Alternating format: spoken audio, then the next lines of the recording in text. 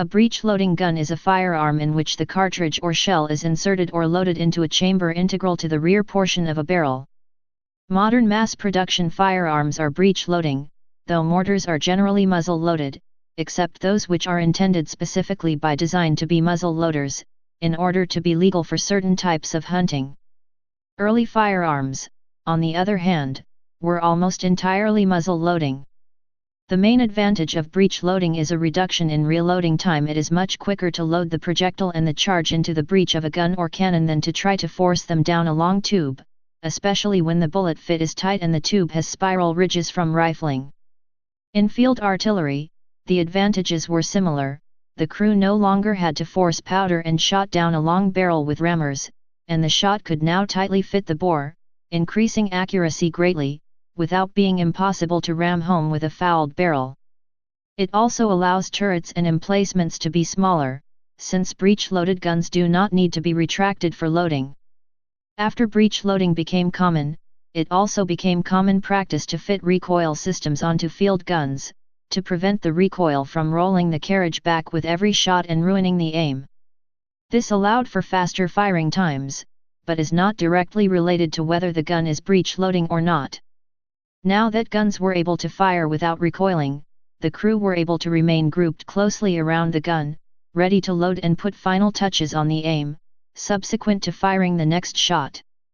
This led to the development of an armored shield fitted to the carriage of the gun, to help shield the crew from long-range area or sniper fire from the new, high-velocity, long-range rifles, or even machine guns. History.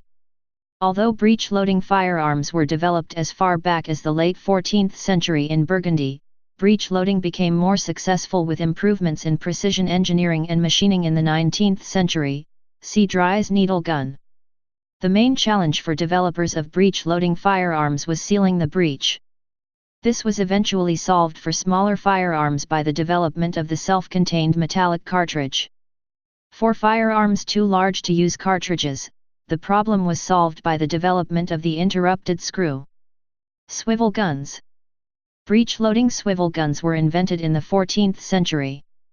They were a particular type of swivel gun, and consisted in a small breech-loading cannon equipped with a swivel for easy rotation, and which could be loaded by inserting a mug-shaped chamber already filled with powder and projectiles. The breech-loading swivel gun had a high rate of fire, and was especially effective in anti-personnel roles. Firearms. Breech-loading firearms are known from the 16th century. Henry VIII possessed one, which he apparently used as a hunting gun to shoot birds. More breech-loading firearms were made in the early 18th century. One such gun known to have belonged to Philip V of Spain, and was manufactured circa 1715, probably in Madrid. It came with a ready-to-load reusable cartridge. Patrick Ferguson, a British Army officer, developed in 1772 the Ferguson rifle, a breech-loading flintlock firearm. Roughly 200 of the rifles were manufactured and used in the Battle of Brandywine, during the American Revolutionary War, but shortly after they were retired and replaced with the standard Brown Bess musket. Later on into the mid-19th century there were attempts in Europe at an effective breech loader. There were concentrated attempts at improved cartridges and methods of ignition.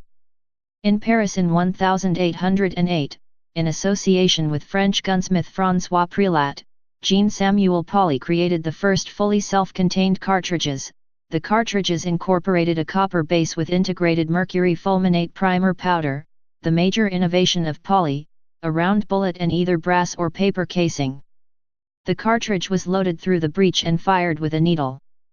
The needle-activated central fire breech-loading gun would become a major feature of firearms thereafter. The corresponding firearm was also developed by Pauly. Pauly made an improved version, which was protected by a patent on September 29, 1812. The Pauly cartridge was further improved by the French gunsmith Casimir Lefaucheur in 1828, by adding a pinfire primer, but Lefaucheur did not register his patent until 1835, a pinfire cartridge containing powder in a cardboard shell. In 1846 another Paris Frenchman, Benjamin Houlier, patented the first fully metallic cartridge containing powder in a metallic shell. Howlier commercialized his weapons in association with the gunsmiths Blanchard or Charles Robert. But the subsequent Howlier and Lefaucheur cartridges, even if they were the first full metal shells, were still pinfire cartridges, like those used in the Le Mat, 1856, and Lefaucheur, 1858, revolvers, although the Le Mat also evolved in a revolver using rimfire cartridges. A year before Howlier's invention, in 1845, the Frenchman Louis-Nicolas Flaubert invented, for indoor shooting security, the first rimfire metallic cartridge, constituted by a bullet fit in a percussion cap. Usually derived in the 6mm and 9mm calibers, it is since then called the Flaubert cartridge or the Bosquet cartridge, but it does not contain any powder. The only propellant substance contained in the cartridge is the percussion cap itself. In English-speaking countries, the Flaubert cartridge corresponds to the .22 BB and .22 CB ammunitions. The first century fire cartridge was introduced in 1855 by Potet, with both Burton and Boxer priming. In 1842, the Norwegian Armed Forces adopted the breech loading cap lock, the Kammerlader, one of the first instances in which a modern army widely adopted a breech-loading rifle as its main infantry firearm. The Dries Zundnadelgeweer, Dries needle gun, was a single-shot breech-loading rifle using a rotating bolt to seal the breech. It was so called because of its 0.5-inch needle-like firing pin, which passed through a paper cartridge case to impact a percussion cap at the bullet base. It began development in the 1830s under Johann Nicolaus von Dries, and eventually an improved version of it was adopted by Prussia in the late 1840s.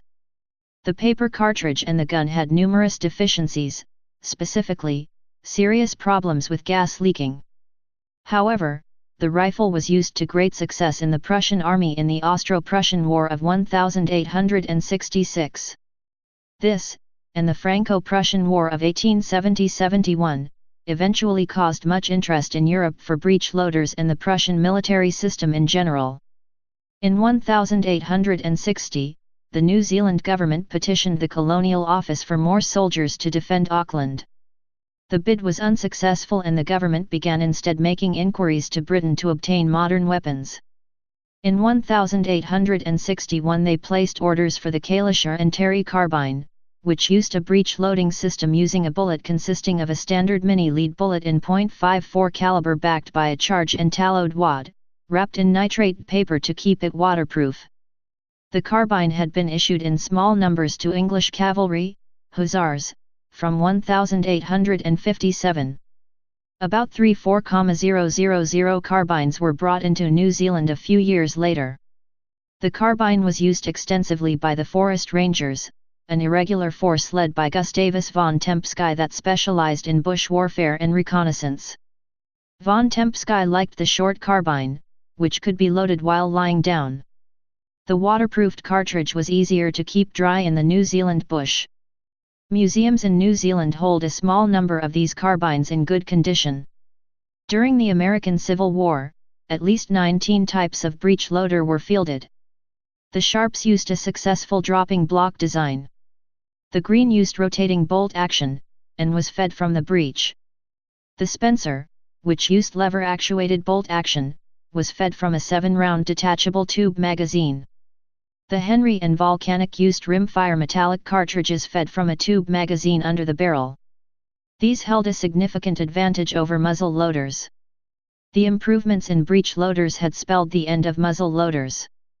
To make use of the enormous number of war surplus muzzle loaders, the Allen conversion Springfield was adopted in 1866. General Burnside invented a breech-loading rifle before the war, the Burnside carbine. The French adopted the new Chassepot rifle in 1866, which was much improved over the needle gun as it had dramatically fewer gas leaks due to its Debange sealing system.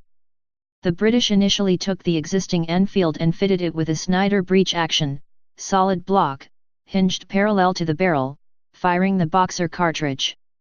Following a competitive examination of 104 guns in 1866, the British decided to adopt the Peabody-derived Martini-Henry with trapdoor loading in 1871. Single-shot breech loaders would be used throughout the latter half of the 19th century, but were slowly replaced by various designs for repeating rifles, first used in the American Civil War.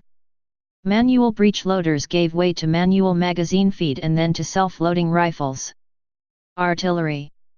The first modern breech-loading rifled gun is a breech loader invented by Martin von Warendorf with a cylindrical breech plug secured by a horizontal wedge in 1837. In the 1850s and 1860s, Whitworth and Armstrong invented improved breech-loading artillery. The M1867 naval guns produced in Imperial Russia at the Obukhov State Plant used Krupp technology. Please subscribe and thanks for watching.